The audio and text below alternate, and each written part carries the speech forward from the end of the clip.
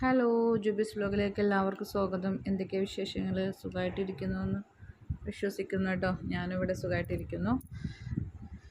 പെരുന്നാളൊക്കെ കഴിഞ്ഞില്ലേ? എല്ലാവരും ബിരിയാണിയും ബീഫൊക്കെ കിട്ടി എല്ലാവരും തട്ടി വിട്ടിരിക്കുന്നൊരു സമയമായിരിക്കില്ലേ? എന്തായാലും ഞാൻ ഉണ്ടാക്കിയ ഇതൊക്കെ ഒന്ന് നിങ്ങൾക്ക് കാണിച്ചു തരാം കേട്ടോ. ഒരുപാടൊന്നും ഉണ്ടാക്കിയിട്ടില്ല, എന്നാലും ജസ്റ്റ് നമ്മൾ പെരുന്നാൾ എല്ലാവരും ഉണ്ടാക്കുന്ന പോലെ തന്നെ കേട്ടോ. എൻ്റെ ഒരു രീതിയിലുള്ള പെട്ടെന്ന് ഓടിച്ചിട്ടുള്ളൊരു വീഡിയോ കേട്ടോ അത്. ആദ്യം ഞാൻ തലേന്ന് തന്നെ ഞാൻ എല്ലാം എടുത്തു വെച്ചിരുന്നു കേട്ടോ. എല്ലാം മുളകൊക്കെ തേച്ച് വെച്ചിരുന്നു. നമ്മൾ ചിക്കൻ ഫ്രൈയും അതുപോലെ ബീഫൊക്കെ ഒന്ന് വേവിച്ച് വെച്ചിരുന്നിട്ട് രാവിലെ എന്തായാലും നമുക്ക് പെട്ടെന്ന് സമയം കിട്ടൂല. ആദ്യം ഞാൻ ചിക്കൻ്റെ കാലെടുത്തിരുന്നിട്ട് ഒരു 10 കാലെടുത്തിരുന്നു. ഇവിടെ കുട്ടികൾക്ക് ചിക്കൻ കാല് വേണം. അപ്പോൾ അത് ഞാൻ എടുത്ത് ഫ്രൈ ചെയ്യാമെന്ന് അതിലേക്ക് ഇഞ്ചി വെളുത്തുള്ളി പച്ചമുളക് വലിയ ജീരകം ചെറിയുള്ളി കറിവേപ്പില എല്ലാം കൂടെ നല്ല അരച്ചെടുത്തത്. അതിലേക്ക് മഞ്ഞൾപ്പൊടി മുളകും പൊടി കുറച്ച് മല്ലിപ്പൊടി ഗരം മസാല ഉപ്പും കുറച്ച് ഒരു നാരങ്ങയുടെ നീരും ഇട്ടെടുത്ത് നല്ലോണം ഒന്ന് അരപ്പ് തേച്ച് വെച്ചിരുന്നു കേട്ടോ. അത് തലേന്ന് എടുത്ത് വെച്ചിരുന്നു കേട്ടോ. ഞാൻ പിറ്റേന്നാകുമ്പോഴും നമുക്കതിലേക്ക് നല്ലോണം മസാലയൊക്കെ പിടിച്ച് നല്ല സെറ്റായിട്ടുണ്ടാവും.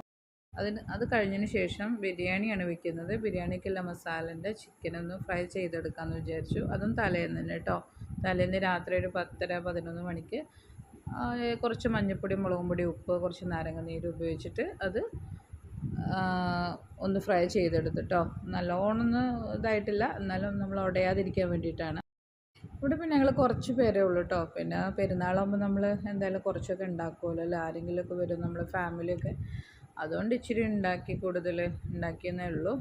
പിന്നെ അതിന് ശേഷം ഞാൻ കുറച്ച് ബീഫ് 2 കിലോ ബീഫ് ഉണ്ടായിരുന്നു. അതിലേക്ക് മഞ്ഞൾപ്പൊടി മുളകും പൊടി കുറച്ച് ഗ്രാമ്പു ഏലക പട്ട അതൊക്കെ ഇട്ടിട്ട് കുറച്ച് മല്ലിപ്പൊടിയും പിന്നെ ഇഞ്ചി വെളുത്തുള്ളി പച്ചമുളക് ചെറിയുള്ളി വലിയ ജീരകം എല്ലാം കൂടെ നരച്ച് അതൊന്ന് ഇട്ടെടുത്ത് അതൊന്ന് കുക്കറിലിട്ട് വേവിച്ച് വെച്ചിട്ടോ. ഒരു 10 വിസലടിച്ചു. അത്യാവശ്യമുള്ളൊരു വേവ് കേട്ടോ. അതൊന്ന് മാറ്റി വെച്ചിരുന്നു കേട്ടോ. എന്നിട്ട് അതിലേക്ക് പിന്നെ ഞാൻ പിറ്റേന്ന് രാവിലെ എണീറ്റിട്ട് കുറച്ച് ഉള്ളിയൊക്കെ വെട്ടി നമ്മൾ ബിരിയാണി മസാല ഉണ്ടാക്കാൻ നോക്കുകയാണ്. ബിരിയാണി മസാലയ്ക്ക് കുറച്ച് ഒരു 1 കിലോ ഉള്ളി എടുത്തിട്ടുണ്ട് കേട്ടോ. അതിലേക്ക് കുറച്ച് തക്കാളിയും ഒരു 5-6 തക്കാളി എടുത്തിട്ടുണ്ട്. ഇഞ്ചി വെളുത്തുള്ളി ചെറിയുള്ളി പച്ചമുളക് കറിവേപ്പിലൊക്കെ ചതച്ചത് അതിലിട്ട് കൊടുത്ത് അതൊന്ന് വഴറ്റിയെടുത്തിട്ട് തൊട്ടടുത്ത അടുപ്പിലെല്ലാം ഞാൻ ബിരിയാണിക്കുള്ള മസാല ഉണ്ടാക്കിക്കൊണ്ടിരിക്കുകയാണ് കേട്ടോ. ഉള്ളി അതും ഞാനൊരു 5-6 ഉള്ളി എടുത്തിട്ടുണ്ട് കേട്ടോ. വലിയ ഉള്ളി ഒരു 6 എടുത്തിട്ടുണ്ട്. അതൊന്ന് വഴറ്റിയിട്ട് നല്ല ബ്രൗൺ കളർ ആവണ ഒരു പകുതി ആകുമ്പോഴേ ഞാൻ കാഷ്യൂനട്ട് ഇട്ട് കൊടുക്കും. എന്നിട്ട് കിസ്മിസും കുറച്ചൊരു 100 കാഷ്യൂനട്ട് 100 കിസ്മിസ് എടുത്തിട്ടുണ്ട്. എന്നിട്ട് അതിലേക്ക് കുറച്ച് കറിവേപ്പിലയും മല്ലിയിലും കൂടെ ആഡ് ചെയ്ത് അതൊന്നും മാറ്റിയെടുക്കും കേട്ടോ. കുറച്ച് ബിരിയാണി മസാല ഇട്ട് കൊടുക്കും, ഒരുപാടൊന്നും ഇട്ടെടുക്കുന്നില്ല. നമ്മൾ ഈ വേറെ സെപ്പറേറ്റ് ആയിട്ട് നമ്മൾ ഏല പട്ട ഗ്രാമ്പൊക്കെ ഇട്ട് കൊടുക്കുന്നുണ്ടേ നമുക്കതിൻ്റെ ആവശ്യമില്ല, ഒരുപാട് വേണ്ട, അതൊരു കുത്തലാവും. എന്നിട്ട് ബിരിയാണി മസാലക്കുള്ളത് റെഡി ആയിട്ടുണ്ട്. അതിലേക്ക് കുറച്ച് കറിവേപ്പിലയും മല്ലിയിലും കൂടെ ആഡ് ചെയ്ത് പിന്നെ ഞാൻ ഈ മസാലകൾ ഇട്ട് കൊടുക്കാം കേട്ടോ. ഒരു ടീസ്പൂൺ 1 ടേബിൾ സ്പൂൺ മല്ലിപ്പൊടി മുളകും പൊടി 2 ടീസ്പൂൺ പിന്നെ ബിരിയാണി മസാല കുറച്ച് ഇട്ട് കൊടുത്തിട്ടുണ്ട്. ബിരിയാണി മസാല എന്ന് പറഞ്ഞാൽ നമ്മൾ വീട്ടിൽ പൊടിച്ചെടുക്കൂലേ, അതാണ് കേട്ടോ. അപ്പോൾ അതുകൊണ്ട് നമ്മൾ ഗരം മസാലേൻ്റെ ഒക്കെ പോലെ തന്നെ കുറച്ചൊരു ഫ്ലേവറിന് വേണ്ടിയിട്ട് ബിരിയാണി മസാലയ്ക്കൊന്ന് ഇട്ട് കൊടുക്കും. എന്നിട്ട് അതിലേക്ക് പെപ്പർ പൗഡർ ഇട്ടിട്ടുണ്ട്, അതുപോലെ ഗരം മസാല മല്ലിപ്പൊടി മഞ്ഞൾപ്പൊടി മുളകും പൊടി എല്ലാം കൂടെ ഒന്ന് മിക്സ് ചെയ്ത് കുറച്ച് ഉപ്പ് ഇട്ട് കൊടുത്ത് ആവശ്യത്തിനുള്ള ഉപ്പും കുറച്ച് തൈരും 2 നാരങ്ങയുടെ നീരും കുറച്ച് വിനാഗിരി എല്ലാം കൂടെ മിക്സ് ചെയ്തിട്ട് നല്ലോണം ഒന്ന് മിക്സ് ചെയ്ത് വെക്കുക കേട്ടോ. അത് രാവിലെ ചെയ്യുന്ന കേട്ടോ. രാവിലെ നമ്മൾ എണീറ്റിട്ട് നമുക്ക് പെരുന്നാളൊക്കെ ആകുമ്പോൾ നമുക്ക് നേരത്തെ ഭക്ഷണം ആവണം അല്ലേ, നമ്മൾ ഒരു കാഴ്ചപ്പാട് അങ്ങനെയല്ലേ. നമ്മൾക്ക് പള്ളി കഴിഞ്ഞ് വരുമ്പോഴേക്കും നമുക്ക് വീട്ടിലുള്ള അല്ലെങ്കിൽ നമുക്ക് ഉച്ചയ്ക്ക് 2 മണിക്ക് 1 മണിക്കൊക്കെ ഉണ്ടാക്കിയാൽ മതി. പക്ഷേ പെരുന്നാളാകുമ്പോൾ നമുക്ക് നേരത്തെ ഒരു 9 മണിയാകുമ്പോഴത്തേനും നമ്മൾ ചോറൊക്കെ ഒന്നായി അല്ലേ, അതാണല്ലോ അതിൻ്റെ രീതി. എന്നിട്ട് ഞാനിവിടെ ഒരു കുക്കറിൽ കേട്ടോ 10 ലിറ്ററിൻ്റെ കുക്കർ എടുത്തിരിക്കുന്നു. ഞാൻ 2 കിലോ വെക്കുന്നുണ്ട്. അരി എനിക്ക് നമുക്ക് പെരുന്നാൾ ഇത്രയും നാളെ ഞാനും എൻ്റെ 2 മക്കളേ ഉള്ളൂ. പക്ഷേ നമ്മൾ വീട്ടിൽ ഒരുപാട് വിരുന്നുകാരൊക്കെ വരില്ലേ, അപ്പോൾ നമുക്ക് എന്തായാലും ഭക്ഷണം എന്തായാലും വേണമല്ലോ. നമ്മളെ തൊട്ടടുത്ത അയൽവാസികളുണ്ട്, അവരെ നമ്മൾ വിളിക്കും. അങ്ങനെയൊക്കെ ആകുമ്പോൾ നമ്മൾ പെരുന്നാളാകുമ്പോൾ നമ്മൾ കണക്കാക്കിയൊന്നും നമുക്ക് വെക്കാൻ പറ്റില്ലല്ലോ. എന്തായാലും ഞാൻ കുക്കറിലാണ് വെക്കുന്നത്.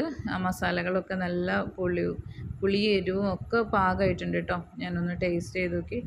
എന്നിട്ട് കുക്കറിൽ ആദ്യം അതിട്ട് കൊടുത്ത്, ജീരകശാല അരി കേട്ടോ ഞാൻ എടുത്തിരിക്കുന്നത്. അത് ഞാൻ തിളപ്പിച്ച് ഒരു മുക്കാൽ വേവാകുമ്പോൾ അതൊന്ന് ഊറ്റിയെടുത്ത് അതിലേക്ക് കുറച്ച് ഏലപ്പട്ട ഗ്രാമ്പു ഇട്ട് കൊടുത്തിരുന്നു കേട്ടോ തിളപ്പിച്ചപ്പോൾ.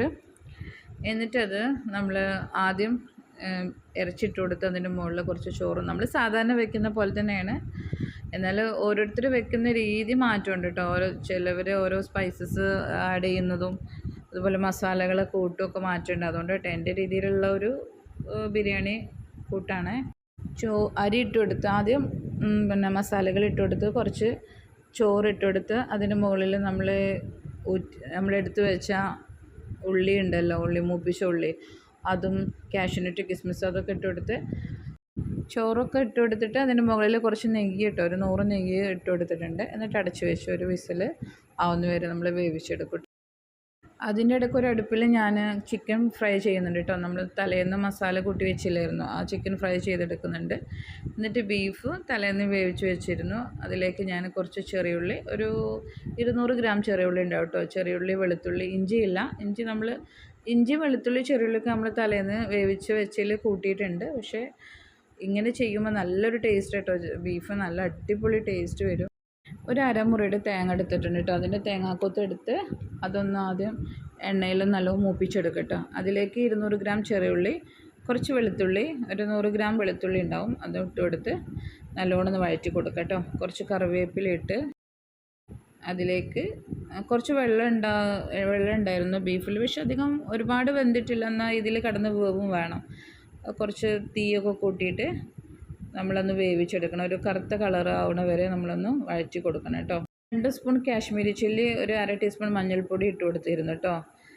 നമ്മൾ തലേന്ന് വേവിച്ച് വെച്ചപ്പോൾ അതിലേക്ക് ഇട്ട് കൊടുത്തിട്ടുണ്ട്, എന്നാലൊരു കളർ കിട്ടാൻ വേണ്ടിയിട്ട്. നല്ലൊരു ടേസ്റ്റ് കേട്ടോ ഈ ബീഫ്. എല്ലാവരും പറഞ്ഞിട്ടോ കൊടുത്തിട്ട്, എൻ്റെ അയൽവാസികൾക്കൊക്കെ കൊടുത്തപ്പോൾ നല്ലൊരു ടേസ്റ്റ്, നല്ലൊരു ഫ്ലേവറായിരുന്നു കേട്ടോ. അത് കഴിഞ്ഞതിന് ശേഷം ലാസ്റ്റ് ഞാൻ പായസം ഉണ്ടാക്കാമെന്ന് വിചാരിച്ചു. അടപ്രഥമനായിരുന്നു. കുറച്ച് പാല് തിളപ്പിച്ച് അതിലേക്ക് കുറച്ച് ഏലക്കപ്പൊടി പൊടിച്ചത്, പഞ്ചസാര ഇട്ട് കൊടുത്ത് അട ഇട്ട് കൊടുത്ത് കൊണ്ട് വേവിച്ചെടുക്കുക കേട്ടോ. അതൊന്നും പിന്നെ ഞാൻ മുഴുവനായിട്ട് കാണിച്ചിട്ടില്ല, ജസ്റ്റ് ഒന്ന്. ഒരുപാട് സമയമായിരുന്നു, എല്ലാം ഒറ്റയ്ക്ക് ചെയ്യണ്ടേ. എല്ലാം കൂടെ 9 മണിയാകുമ്പോഴത്തേന് നമുക്ക് ആവും വേണം. അതിൻ്റെ ഇടയ്ക്ക് കുട്ടികളെ കുളിപ്പിക്കണം, അവർക്ക് ഡ്രസ്സ് മാറ്റി കൊടുക്കണം. എന്തായാലും വീട്ടിലെ കാര്യങ്ങളൊക്കെ ചെയ്യണ്ടേ. എന്തായാലും പക്ഷെ നമ്മളിതൊക്കെ നല്ലൊരു ത്രില്ലോട് കൂടിയിട്ടല്ലേ നമ്മൾ കുക്കിംഗ് ചെയ്യുന്നത്. എനിക്കിഷ്ടം കേട്ടോ.